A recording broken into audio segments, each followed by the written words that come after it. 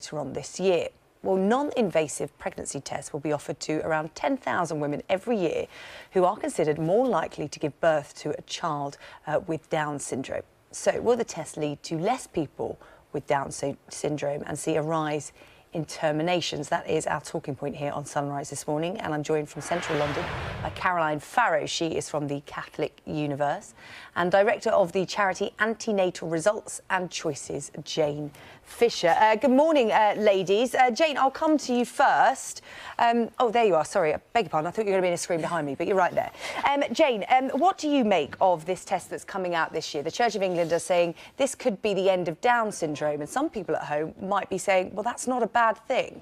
OK, I think first we need to get this into perspective in that the non-invasive prenatal testing is not a diagnostic test. It's not a yes-no answer. It's a screening test. And what it enables those women who want to have it to do is get a more accurate assessment of the chance of their baby having Down syndrome and two other serious syndromes.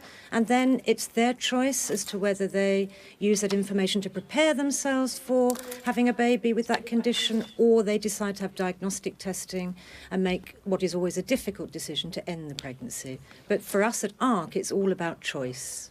Yeah, it's about choice. It's about having information to make a decision. Caroline Farrow, if you look at countries like Iceland and Denmark, where they have pretty much universal screening for conditions like Down syndrome, the termination rate has been close to 100% when, for instance, they found that their baby may have Down syndrome. That's exactly right. And of course, I think that is the worry of many people, that when you start introducing these tests, actually they become almost quasi-compulsory. I mean, something that might be helpful for your viewers to hear about was when I was pregnant 3 years ago, I was offered the diagnostic screening test, not the same one, but one that would predict a probability of my child having Downs, because I was an elderly mother. And I chose not to have that test because for us, abortion was never going to be on the cards. Now, when I went for my 12-week scan, the sonographer noted that I hadn't opted for the test and questioned me and said, why not? And I said, explain why. And she said, well, anyway, I'm going to measure the nuchal thickness behind the baby's head, which is one of the indicators for Downs. And if it seems to be abnormal, then you can reconsider.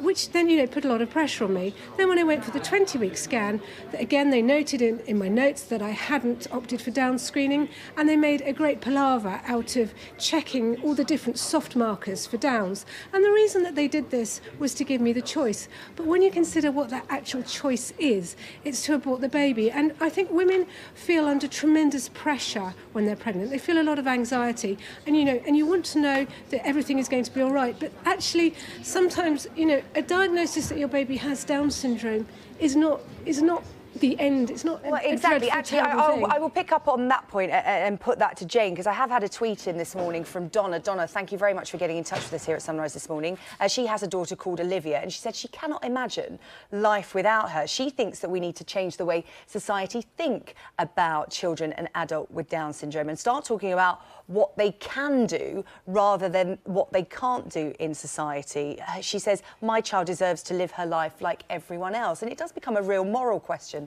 doesn't it, Caroline?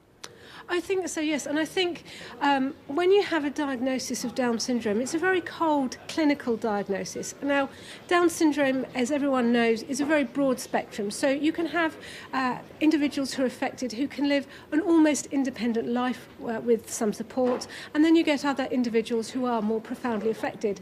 Now, a diagnosis isn't going to tell you how badly, or how severe the condition is going to be for your child, and it's just all about kind of clinical prognosis. It says nothing about the joy or fulfillment that many adults and parents and friends and family of those with Down syndrome find, and also the quality of life for those children themselves. So I think it casts Down syndrome into a really negative light when actually it isn't necessarily the end of the world. OK, Caroline, we are running out of time. I just want to bring Jane in on that point. Are we in a danger here of making women feel bad for making that decision by having this test? I think there is that danger of putting extra pressure on them. In our experience at ARC, and we speak to women nearly every day who are wrestling with decisions after screening and diagnosis, and they do gather information and then make a choice that's right for them in their individual circumstances, and that's what we need to robustly support.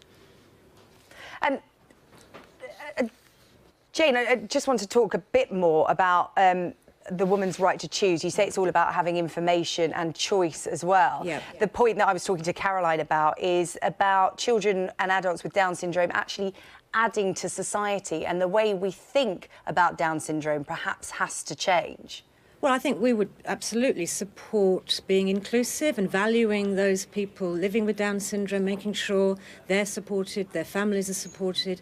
But at the same time, we can make sure that in pregnancy, women have access to good, balanced, accurate information about the condition, and then, as I said before, supported to make their own decisions. And the suggestion that women are making decisions based on misinformation or are not seeking information really casts aspersion on what is a very difficult time for them. And we can attest to the fact that they do research the condition, they think about what it will mean to them before they decide. OK, Jane Fisher and Caroline, thank you very much. Thank you very much for talking to us about that here on Sky News Sunrise. Thank you.